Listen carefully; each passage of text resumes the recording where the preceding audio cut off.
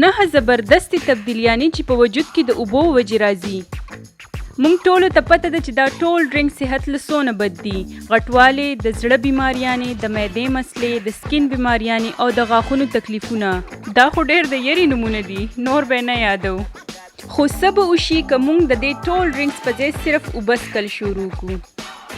زمونږ په وجود کې به څه تبدیلي راشي؟ کریس بیلی یو نوموړی بلاګر او لیکچرر په دې 100 میاشتې ریسرچ کړی دی او موږ د هغې ډېر فایدهناک ریسرچ خلاصه تاسو ته ښایو چې کیدای شي تاسو حیرانه کړي. 9 که تو خپل وزن کمول غواړې نو د اوبو سره ډېر په اسانه کمولی شي. نور څه خاص ډایټ ضروري نه دی، بس د 9 ورځو پورې د نور سیزونو په ځای صرف اوبه څښل شروع کړئ. تاسو به دومره وزن کم کړئ څونه چې بل کس روزانه د 8 کیلومیټره پورې منډه وهلو سره کموي. دا خو به زه د اختر پورې ټرای کم، تاسو یې هم ټرای کړئ. 8 دا ستاسو میټابالیزم زیات کړي چې دې سره ستاسو انرژي سیوا کیږي.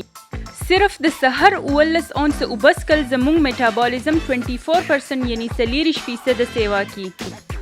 9 ستاسو ذهن ډیر ښه کار کوي. تاسو ته پته ده چې ستاسو دماغ 75 نه 85% پورې اوبه دي، نور څه نه، صرف اوبه. دا ستاسو د توجه طاقت زیاتوي. په ښه طریقې سره کار کولو دپاره ډېرې اوبه څښئ. خپل کارونه به زر ختموئ او تر ماښام پورې به چاق او تیز اوسئ. دا خو ډېر خوند کوي. 8 تاسو خوراک کم کړئ. ډېرې اوبه څښل ولږه کموي چې ستاسو په وزن کمیدو کې مدد کوي. او بیا کله کله مونږ په ولږه او تنده کې فرق ونه کړی شو چې کله ستا یو اعلی قسم خوراک ته زړه کیږي نو کیدای شي تو تږي او تاله یو ګلاس اوبه پکاري. نو آینده چې څه ته زړه وشي اوبه ټرای کړئ. 5 ستا وجود ګندګي وباسي. اوبه د وجود څخهوالي انځي چې دا د بوډا کېدو نه هم خلک بچ کوي. ته غواړې چې ته ځوانه او ښکلې ښکارې، ورشه اوبه وڅښه. 4 اوبه د بیماریانو راتله کموي. کمې بیماریانې ډېرې شي لکه های بلډ پریشر، د بلیډر یعنی مثانې تکلیف، د کولمو کینسر او داسې نور بلها شي. په ډاکټر پیسې ضایع کول نه غواړئ، بس ډېرې اوبه څښئ. 3 ستاسو زړه ښه کار کوي او دا رښتیا دي. روزانه 15 ګلاسه اوبه څښل د هارټ اټیک رسک د 41 یعنی 41% پورې کموي. 41% ډېر شی دی، نو بیا څه ته ناست یې، ورشئ اوبه وڅښئ. 2 ستاسو سکین ښکلې او صفا شي.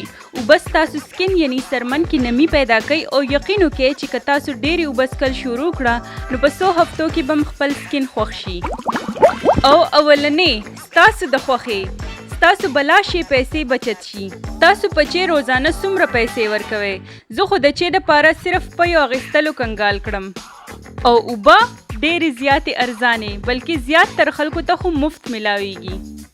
بس سوچ پې وکړئ. که تاسو زما نور ویډیوز نه یې کتلي نو وګورئ او د سبسکرپشنز دا بټن در سره ووهئ. اجازت راکړئ، رڼا د علم خوره کړئ.